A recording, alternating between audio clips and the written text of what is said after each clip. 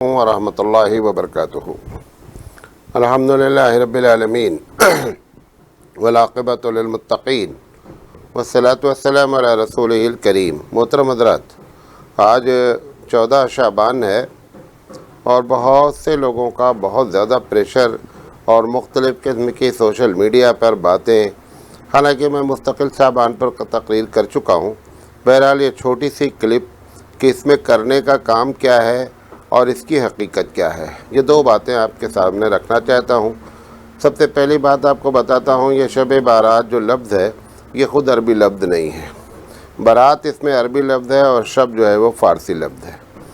دوسری بات آپ کو بتانا چاہتا ہوں کہ آپ جتنی باتیں اس شب بارات کے بارے میں جانتے ہیں، میں خدا کی قسم کھا کے کہتا ہوں کہ 99% باتیں جو ہیں وہ نہ حدیث میں ہیں، اور ایسا بھی نہیں ہے کہ ضعیف حدیث میں ہوں، بلکہ اس کا عطا پتہ ہی نہیں ہے۔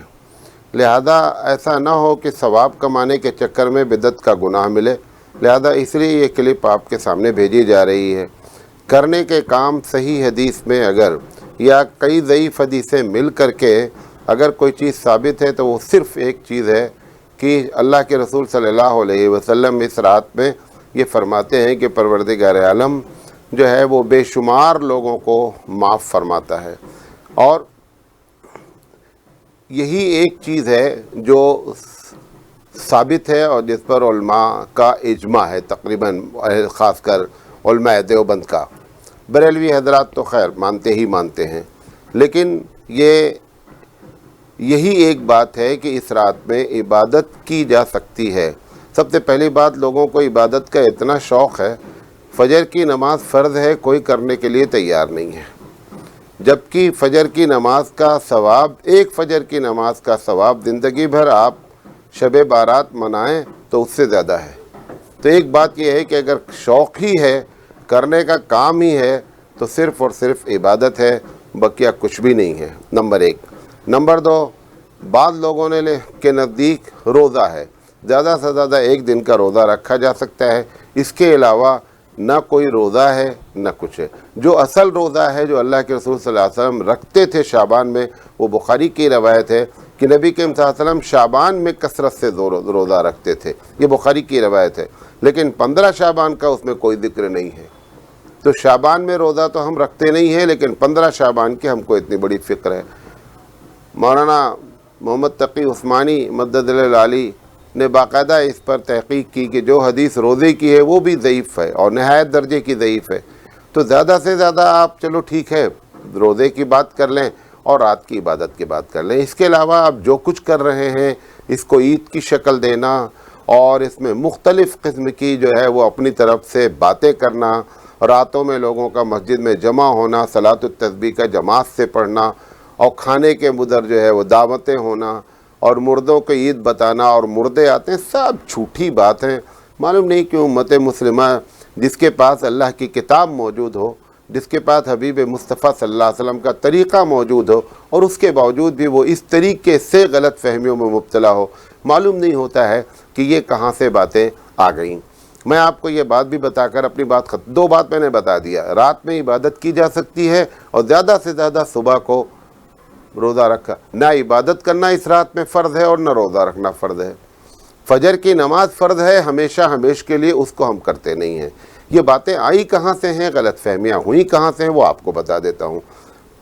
غنیۃ الطالبین ایک کتاب ہے جو عبد القادر جیلانی رحمۃ اللہ علیہ کی کتاب مانی جاتی ہے، عربی زبان میں کتاب ہے، اس میں جو ترجمہ کیا گیا ہے بہت بڑے محقق مولانا مفتی راشد صاحب کاندھلوی دامت برکاتہم کی تحقیق ہے کہ اس کتاب کے ترجمہ کرنے والوں نے اس میں 100 پیج اپنی طرف سے داخل کر دیا اور ساری خرافات اس کے اندر داخل کر دی۔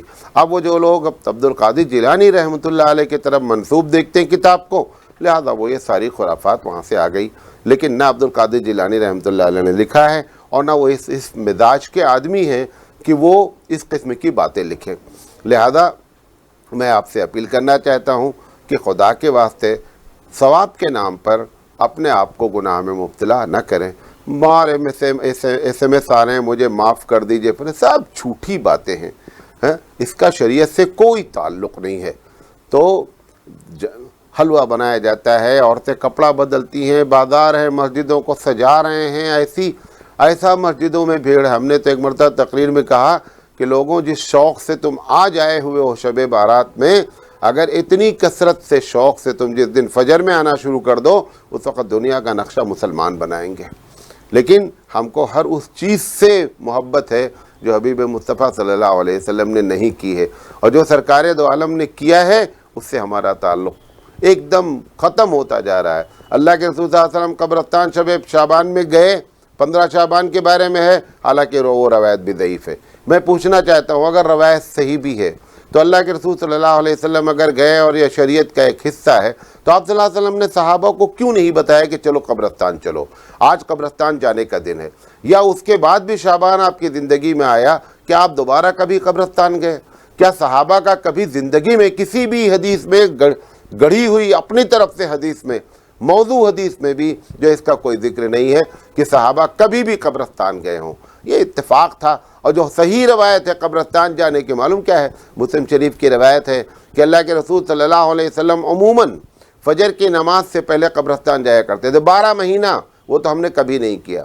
شعبان میں آپ کثرت سے روزہ رکھتے تھے، وہ ہم نے کبھی نہیں کیا۔ ہم کو کرنا وہ ہے جو رسول اکرم صلی اللہ علیہ وسلم نے نہیں کیا ہے، لہذا اپنی زندگیوں کو بدعت سے پاک کریں۔ اور یہ قبرستان جانے کے سلسلے میں بتا دیں کہ اگر آپ یہ کہتے ہیں کہ اللہ کے رسول قبرستان گئے تو یہ ایک بہت بڑا الزام ہے کہ اللہ کے رسول قبرستان گئے تو لوگوں کو کیوں نہیں لے گئے؟ یعنی دین کا ایک کام آپ نے خود کیا اور سب کو محروم رکھا، یہ تو الزام ہے۔ ہمارے رسول اس سے پاک ہیں۔ جو دین تھا وہ دین کما حقہ مکمل طور پر ہم کو پہنچایا گیا ہے۔ یہ باتیں آپ کے سامنے رکھنا چاہتے تھے۔ اللہ تعالیٰ سے دعا ہے کہ اللہ تعالیٰ کہنے سے زیادہ عمل کرنے کی توفیق عطا فرمائے۔ وآخر دعوانا ان الحمد للہ رب العالمین۔